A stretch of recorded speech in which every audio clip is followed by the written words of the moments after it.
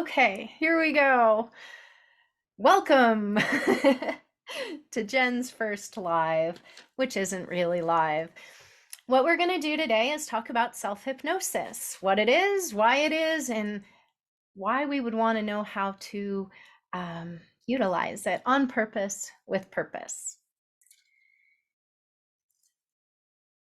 I would love to know if anybody here, and feel free to put it in chat, if anybody here has ever experienced a hypnotic experience before, whether on a stage type show, or maybe through a YouTube video, or maybe working with a personal coach. Is there anybody currently on who has had that experience? Okay, it doesn't seem like it. So, what I will say is hypnosis is very, very misunderstood within the general population. I would even go so far as to say there are some hypnotists that even find it confusing about what our job is and what our purpose is. The truth of hypnosis is that all hypnosis is self-hypnosis. Just the same way that all exercise is personal exercise. What do I mean by that? Well, let's pretend you go to a gym. Let's pretend you hire a coach, right? Like a personal trainer to help you get into shape, to help you realize what your body can do. And so you hire the coach or the trainer who is the most aligned with who you are as a person. You find somebody who you're comfortable with. You find someone whose energy is aligned with what you're looking for in your life. And they teach you how to do exercises, right? Sometimes they're right there with you lifting the weights. Sometimes they're right there with you running alongside of you. Sometimes they're leading you. Sometimes they're pushing you. But they are never the reason that your body changes. It isn't them doing the exercises that creates the change within your form. Well, hypnosis or mindset work is exactly the same way. You simply find a coach who aligns with who you are and what your priorities are. And you find someone who can run alongside you and who is able to keep up and push. We don't always have that opportunity instantly and automatically. So having the capacity to run alongside ourselves, to push ourselves, and to guide ourselves is really what this experience is all about. Empowering you to be your own coach. Now, a lot of us have in the past thought, I can coach myself through something. I can make a change. I mean, we just finished with all of our New Year's resolutions, right? I mean, we made it through January. Do we have to keep going? New Year's resolutions are a really wonderful way of reminding us of how the brain works, consciously, subconsciously, and unconsciously. Because consciously, at the new year, we make a resolution to make a change. And subconsciously, our brain either gets on board and says, yeah, you can do this, and this is how, and this is why, and let's do it. And then your unconscious follows along because it's got 2 leaders, and the changes are made easily. But for some, it isn't quite that simple. For some of us, our subconscious says, no, you can't, because remember, and no, you never have before, and I don't think you ever will in the future. Now, see, the subconscious is doing this to be nice to you. Truly, honestly, I promise your subconscious loves you. Your subconscious is trying to protect you. Your subconscious is trying to make things simple. but it isn't going with the full perspective of what is possible. It's just basing things on the past, basing things on things that might not be accurate for your current situation. But the subconscious is really the one right before the unconscious. There are some that will say the sub and the un are the same, right? They'll just group them together. But they are different and they have different purposes. Your unconscious is really that which controls everything that you should never ever have to think about, like your digestion, your respiration, your detox processes, your hair growth, your immune system, those things that should just come easily and naturally to any living human being. But what happens is when the conscious mind and the subconscious mind are constantly in battle over what you want to do, that thing called willpower is really just the subconscious and the conscious. So what happens is then the unconscious mind thinks that it's responsible for things that it's not responsible for, like creating happiness or taking care of your health. Remember, your immune system is within your unconscious. So what happens is when our unconscious starts doing things that it's not meant to do, like worrying about happiness or worrying about how to respond to stress, well, then the immune system or our other, let's say, sleep, gets thrown off. The things that the unconscious is always just supposed to take care of seem less taken care of. So if we backtrack back to the subconscious and the conscious, if we can align those two to just get along and co-communicate and co-regulate the desires that you establish, well, then everything just works easily. All right, I didn't mean for this to get into too much of the brain, but I think it's important to understand what we're talking about when we talk about self-hypnosis. Self-hypnosis is simply just that internal dialogue that we're having with ourselves already anyway. If you know me from LinkedIn, you know that I call myself a mindset magician. What I mean by mindset magic is simply being the boss of your own brain, simply being the master of your mindset, not being controlled by that which we should have some level of control over. Now, this doesn't make me a control enthusiast. I'm not suggesting we can control everything. In fact, the beauty of self-hypnosis is the release it provides by allowing us to simply focus on that which we can control. Okay, so to get through my first little note card here, I simply want you to imagine no more runaway thoughts, no more doom prepping, simply calm, comfortable, confident thinking. That's the purpose and the reason for self-hypnosis. It's that simple.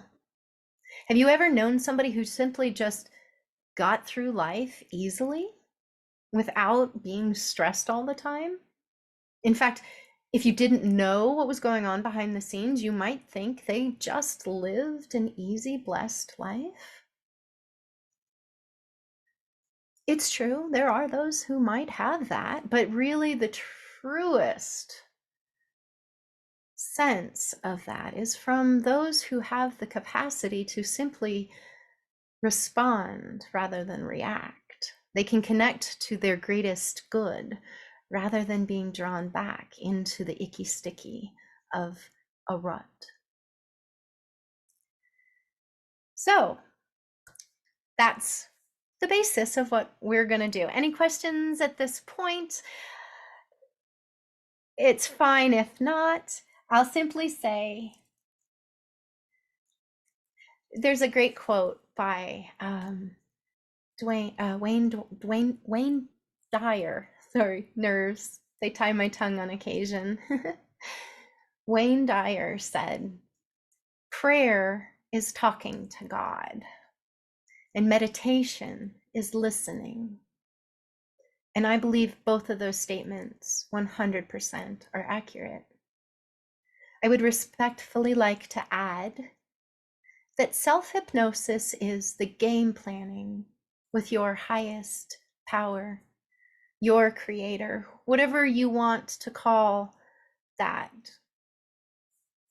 I have scared some people away in the past by using the three-letter word with the capital G. And I don't want to do that here today. So I simply want to say whatever your sense of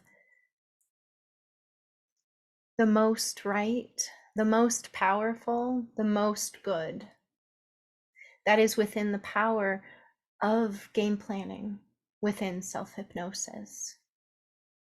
In New Age terms, some people will term this the inner teacher.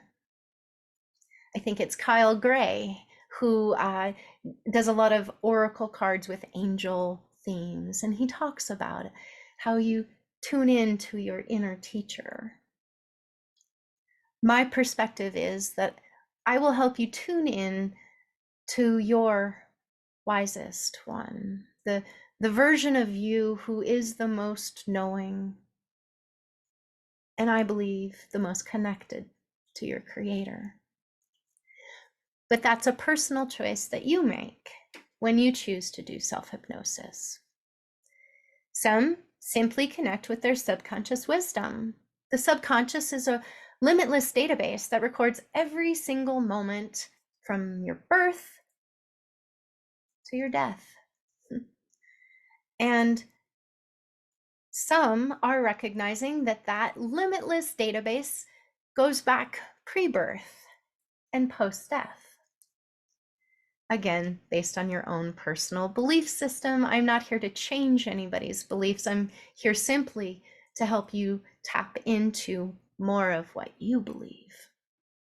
So, we understand that meditation is the emptying of the mind.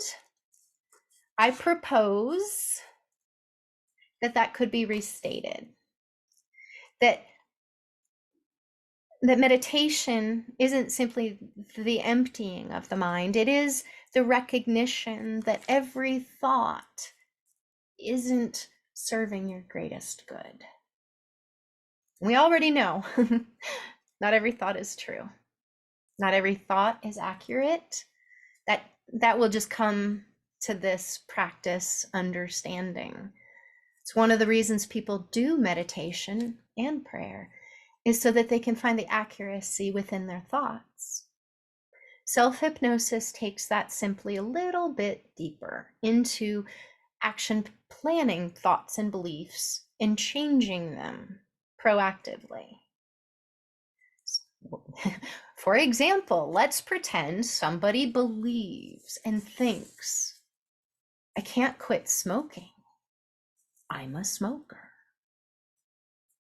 Ooh, ick, right? Like that thought, if it's not serving their greatest good, is not a thought they should continue on repeat in the back of their head. That would be a self-hypnotic trance that would keep them from accomplishing their goal if their goal was to quit smoking. See how we tie this into, you set a goal, you recognize what your thought patterns are, you change your thought patterns, and your goal gets achieved. To connect the dots of what we're doing here. Okay, so when you recognize that not every thought is worth following, you'll recognize where the reprogramming that you choose happens. Like a computer programmer recoding, right? You recognize a bug in the system and you fix it. So how self-hypnosis is simply the purposeful reprogramming of conscious and unconscious thinking. For example, I sleep soundly every night. I wake refreshed every morning. These would be wonderful self-hypnotic statements for someone fighting insomnia. Now, what you might have noticed is meditation and affirmations have an interesting tie-in to what we're talking about here. The quieting of the mind, the focusing, and then the affirming of what is desired. The behavior or the thoughts that need to alter for your greatest good happen in that intersection. Real quick, let's do a history lesson on self-hypnosis. Let's go back to the late 1800s, early 1900s. We'll pretend we're in France for just a moment. There's a French psychologist who is working in pharmacology at this particular time. And for some reason, his patients, who are taking the exact same drugs from his pharmacy that are being given at every pharmacy in Paris, but yet his patients are getting better, faster, and they stay better longer. And Paris is in an uproar. They're like, why is Emile, I don't speak French, forgive how I slaughter his name, but why is Emile Couillet, what is so magic about his medicine? What is so magic about his medicine? It's the same drugs as in every other pharmacy, but yet his patients get better faster and stay better longer. Why? Well, they researched because they wanted to know why. And it turns out Emile Couillet said one sentence to every single client as he handed them their prescription. He simply said, every day, in every way, we're getting better and better. And that's how he gave his drugs. And so his patients would take the drugs and they would repeat this saying, every day in every way, we're getting better and better. Emile Couillet is the father of autosuggestion. Autosuggestion is the basis of today's manifestation affirmations. Why this worked is because the subconscious had the buy-in of belief that the doctor knew, and the belief that taking the medicine would work even when a placebo was being given. The patients got better and better every day because the brain believed it. There's an interesting fact about the brain that I really hope doesn't scare you, but I hope it's enlightening. I think it's important that everybody understand this. The brain does not understand the difference between a lie and a truth. I really wish it did have a lie detector where it could instantly and automatically simply say, BS, that's not true, and just no. But it doesn't. And so very often the brain believes lies about itself and about the world around it simply because it accepted the suggestion. You're fat. You're ugly. Who said it, when, and why matters a lot, but it doesn't mean it's true. And these little things that we hear at differing times that become a suggestion that we choose unconsciously not to let go of for 30 years, and then we don't recognize that it's the reason we can't make the changes we choose to. Oof, it's important to know. Yes, it is. Isn't it mind-blowing to know that the brain doesn't? It can't tell the difference. I'm going to tell you a secret right here, right now. The reason that hypnosis, people have to be very careful with who they do hypnosis with, is because of the past. Um, before there was appropriate training and before there was a really good understanding of this aspect, there were things known as false memories created. This is why hypnosis is not able to be used in court cases very often. And even in forensic hypnosis, that the state of Texas just had to stop allowing forensic hypnosis because the Texas Rangers weren't doing, not the baseball team. Who are the cops with the hat? I think they're called Rangers. Anyway, if I got the name wrong, the scary Texas police that like have federal rights that like no other state cops have those rights. Anyway, those guys, they were doing the wrong thing with hypnosis and they were getting great great confessions that turned out weren't true. So yeah, it's important to understand. I've worked with a client actually whose mother told her a very scary untruth because at the time the mother thought it would help her not make bad decisions in her future. But what that teenager heard was that she had been molested as a child and she suddenly believed it. And for 20 years, she went with that belief that she had been molested, and it affected her very negatively in ways that her mother, no matter how many times she said, no, I just told you that because I didn't want you making bad choices in your life, it never took away what the brain chose to believe. These are important aspects actually in a lot of areas of life. But this isn't to get us too off topic. But yeah, not knowing what's true is important. That's actually where delusional thinking comes from. Believing whatever you're told. Understanding how the brain can just simply believe what it's told is important.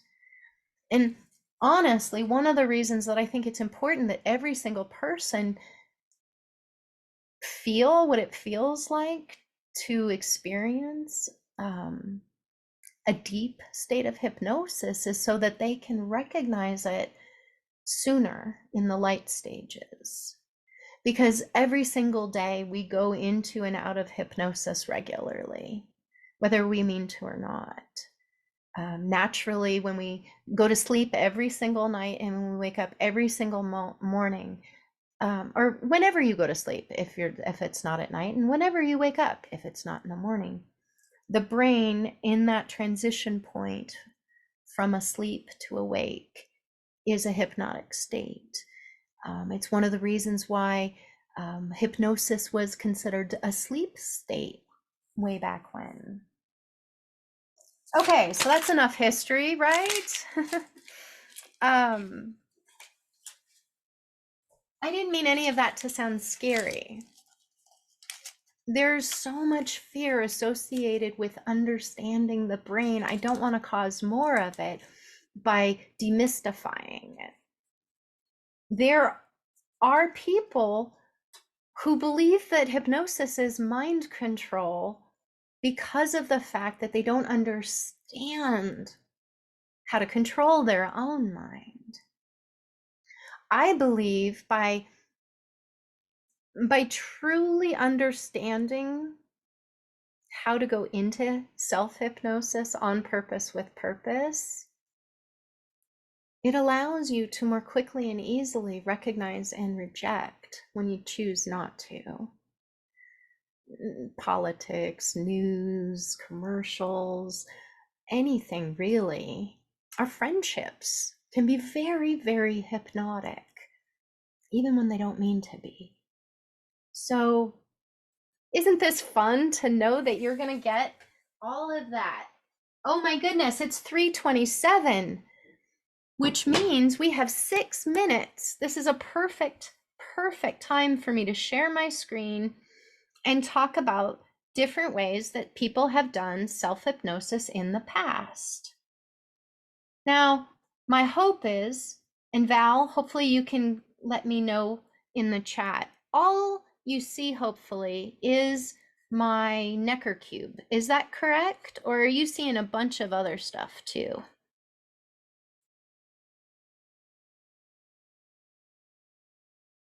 It's sideways.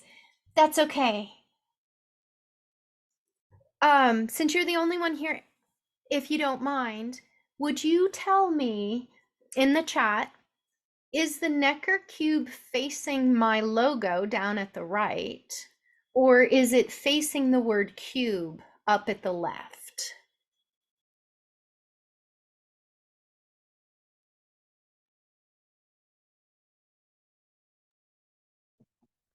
I'm not sure what you mean, Jen.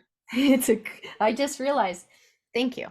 So here's the thing about this particular box. It's drawn in such a way that the brain can see it in 2 ways, just not at the exact same time.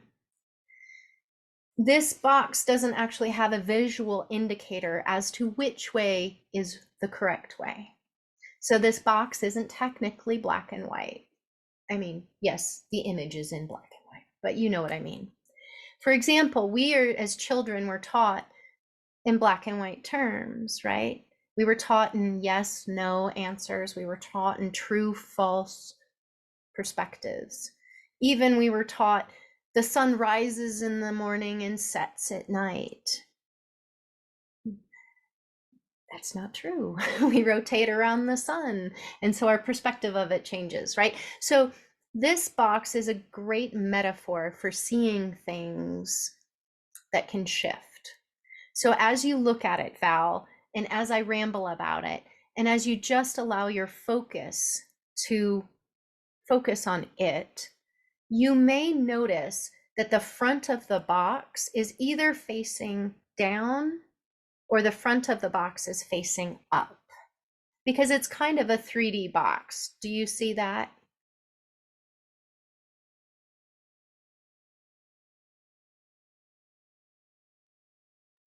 Yes. Yes. Yes. Okay. I'm going to stop for a second. When we used to think about hypnosis, we used to think about the swinging watch, or we used to think about the spiral, right? These were tools to make the eyes go tired. It gave the impression that you were going to sleep. I have taken that old school manipulative tactic and turned it into a neuroscience brain game that actually has some deepening effects. So the reason we're looking at the cube rather than, let's say, a spiral or watching me swing a watch is because the Necker cube technically works with the brain in a couple different ways. The first way is what I mentioned at first, is just showing us how we can perceive things in different ways when it's not black and white. Like if this box were drawn in a way that it could only be seen one way, your brain would only see it one way. Just like there are some truths in the world that can only be seen as right or wrong. I'm not going to suggest what those are to you right now because it gets very philosophical very quickly. What about murder, Jen? Murder is always bad. I don't know. Maybe it's a mercy killing. I cannot say. I'm not suggesting anybody murder anybody, but I'm not going to condemn anybody because that's not my job to judge. That's all I'm saying. But when you know that something is black and white for you, it will always remain black and white for you. You will never be able to see another perspective. So when we were talking a moment ago about when the brain can be convinced of a lie, or maybe it's not sure, I truly believe the more you understand how to see different perspectives, you'll recognize your inner truth. more quickly and easily. So this metaphor is a way to help people recognize other perspectives more quickly and easily. Ironically, the way I realized that truth was with a comp controller here locally who was in charge of, she was in charge of a very male dominated finance group who didn't necessarily think they should always have to follow the laws. She was required to make sure they always followed the laws. But her boss was kind of like, I like us to make as much money as possible. Can't we fudge things on occasion? And as the comp controller and a woman, she, before seeing me, had great discomfort in that conversation with her boss. She had come to me actually for riding bikes. This was a very different scenario. She was getting over some fears in a sports performance arena. But when she learned the Necker cube, she came back the very next week and said, my boss, when he tells me to break the law now, I just look at him and say, that's interesting. No, right? It didn't create the emotional response of, oh my gosh, it's my boss, it's my authority figure. I have to keep him happy, but no, this isn't right. She just knew right and wrong, and she did what was right. Everybody has a different experience with this first level of the Necker cube. But when you do start seeing that shift, you'll recognize that it's based on focus. Val, has the box shifted even once for you yet? No. Not a problem at all. Here's one way it can face. Here's one face facing down. Here is another face facing up.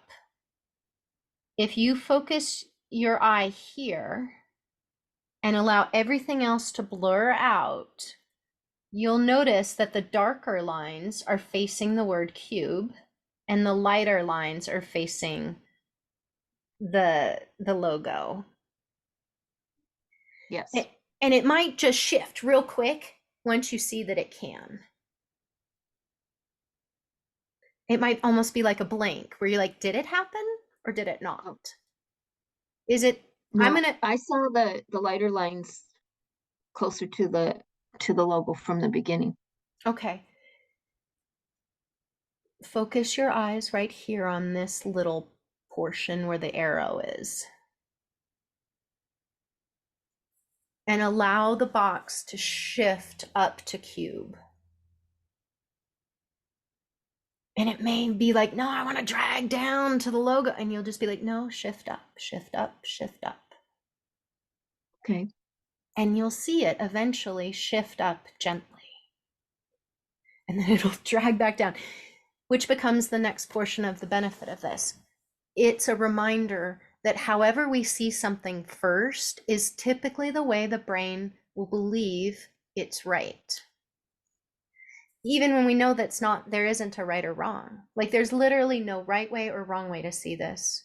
And by the way, it's not a personality test of any sort. Like I promise, I'm not gonna say, oh, well, that means this about you. No, I know that's silly. It's just a metaphor and a brain exercise. And that's where it gets really super exciting. Oops, we went 3 minutes over. Are you okay still? Yeah. Okay. You want to keep going? Sure. Okay. So when it starts shifting, it's the recognition that the brain is releasing its hold a little bit, and it's a little more open to different perspectives. This doesn't mean you're going to be more gullible. This means you're going to be more perceptive. Does that make sense? Yes. Have you ever been in a conversation with someone and you were just baffled by how they got to their perspective? Oh, yes. Just like lovingly and respectfully baffled by how they could truly believe what they believe. This takes a lot of the fight out of that conversation emotionally. I don't understand it necessarily, but when you can shift between easily and notice no judgment, right? Because that's what you're practicing here with the cube. No judgment, there's no right way or wrong way to see it. You're just going to let it happen, right?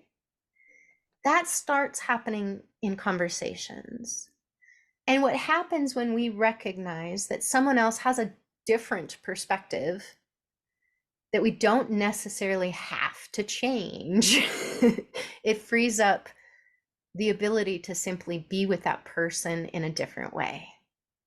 And I think in our society right now, there's a lot of people that when they recognize a different perspective, it feels all, and I'm not suggesting this with you, Val, but it can feel threatening to people. Like, well, how? Why? I feel this. What, because society has really made different perspectives seem like an argument waiting to happen. The Necker cube is a wonderful way to recognize that people just have different perspectives. And that's what makes the world a beautiful place. And until it really matters, it doesn't really matter.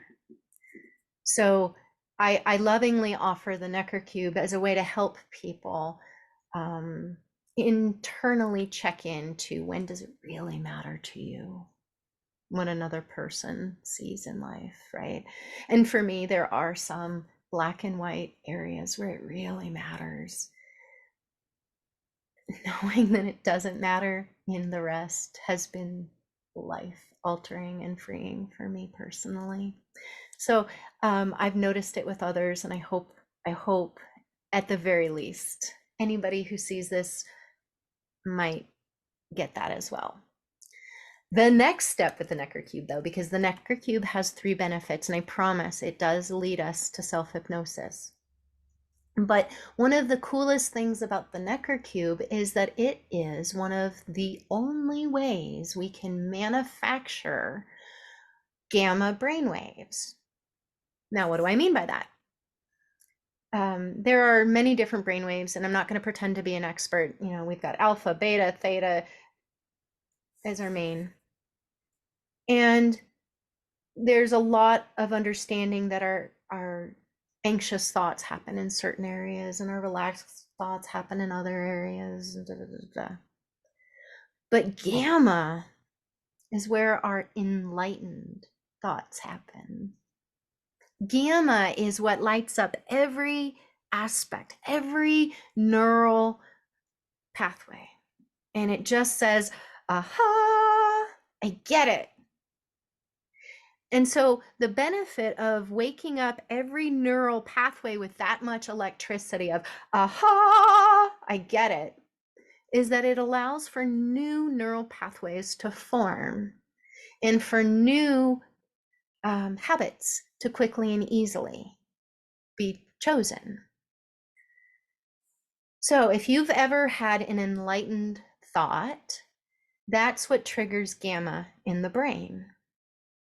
If you aren't one that likes to listen to binaural beats, because that's like puppet mastery, right? You can get the puppet master to get your brain into any brain frequency through binaural beats, right? Like you can get the puppet master to get you into theta or into gamma or whatever. But if you don't want to have to rely on another puppet mastering your brain, the cube is the way to manufacture gamma on your own.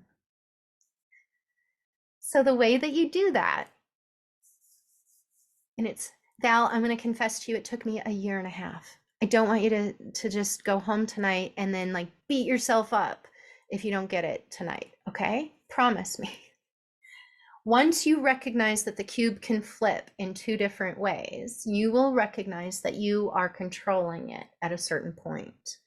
Right? That's why I keep bringing my hands up when I talk about it moving, because I don't want you to think I'm behind the screen changing things.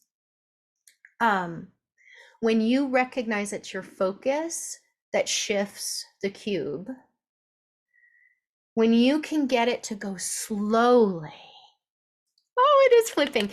At first, it'll happen so fast, Val, because your brain is suddenly like, oh, okay, I don't have to, right?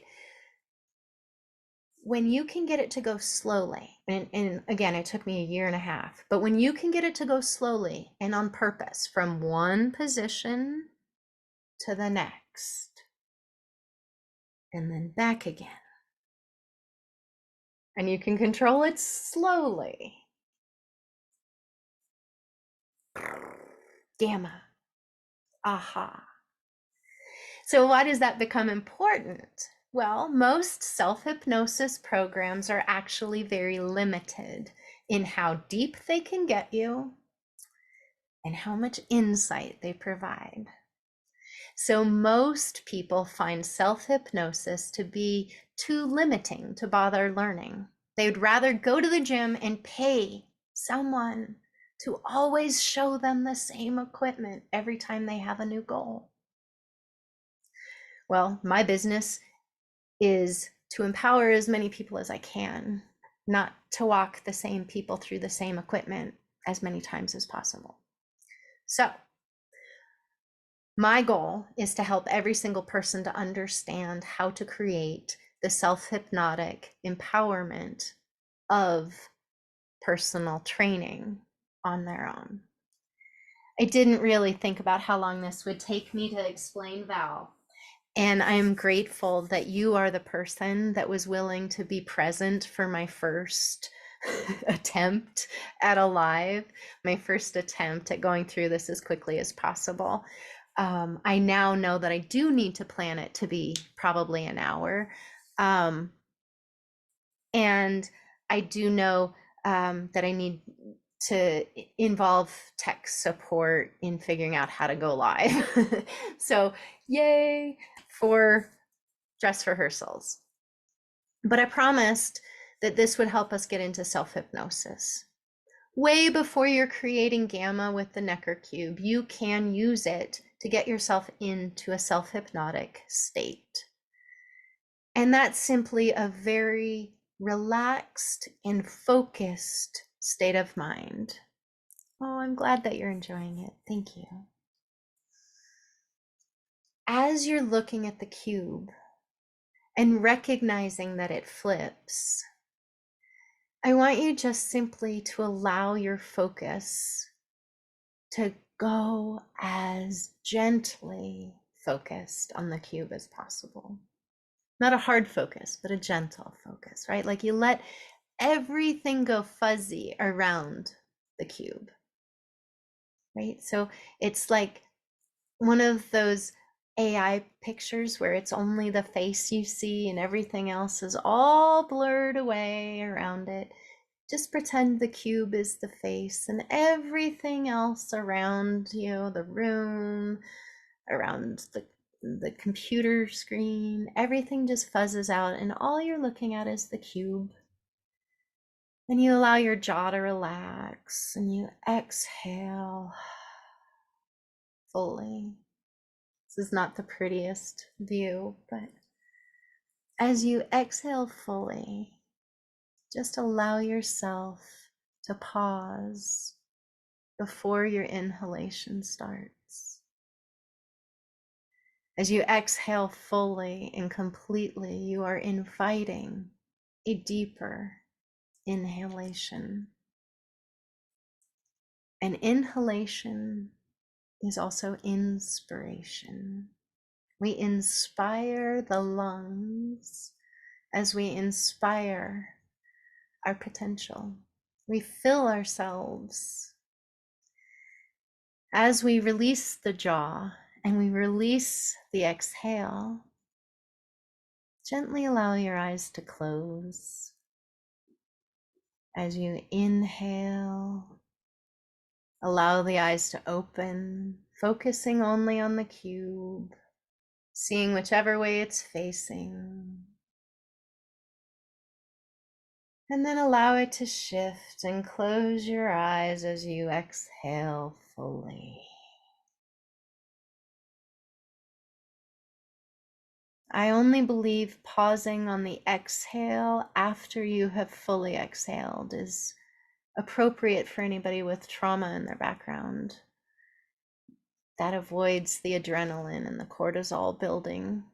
So as you exhale, if you're going to pause, pause after you fully release, before you inhale. It gets easier as you practice, I promise.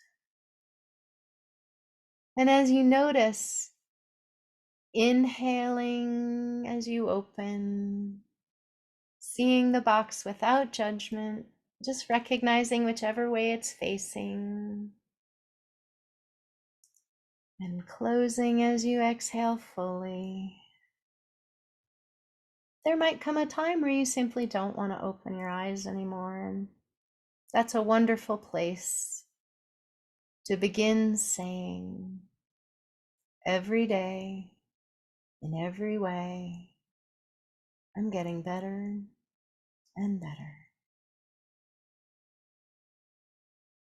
Then simply open your eyes, inhale, and enjoy your day. Self-hypnosis can be chosen to be done for long periods of time or through a single breath. The choice is always yours. The control is always yours. When you recognize any thought that is simply playing on repeat, that the brain has chosen to focus on beyond what seems normal, this is the process of correcting it if it isn't helping you. This is the process of amplifying it if it's a good thought. For example, I love my healthy, happy life. I do. I love my healthy, happy life. I hope you love your healthy, happy life as well. And I hope that this little introduction to how your mind can focus on what you choose to focus on and how you can debug your own programming through the process of self-hypnosis. I truly hope that's helpful. Oh, look, I've done one of my favorite things. If you've got 3 more minutes, place your right hand on your heart and just gently put a little hug pressure. Nothing hard, just like you're hugging someone. And this doesn't have to be the anatomically correct area of where your heart really is. It's just where you imagine your heart to be. And as you breathe gently, just notice how good it feels to love yourself. If you take the left thumb and link it to the right thumb during this moment and gently flutter those wings back and forth, well, that's a butterfly hug. And the reason this is helpful is that it flutters oxytocin through both hemispheres of your brain. As you do self-hypnosis, you are committing to self-care. You're committing to self-love.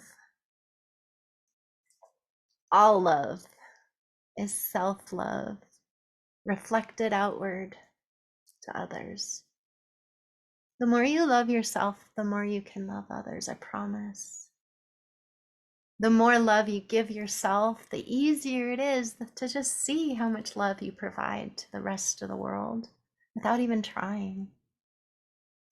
You are loved. Go ahead, shoulders to the elbows, just say it. I am loved. I am loved. Because you are. Thank you for joining me today. I love you, and I will speak with you soon.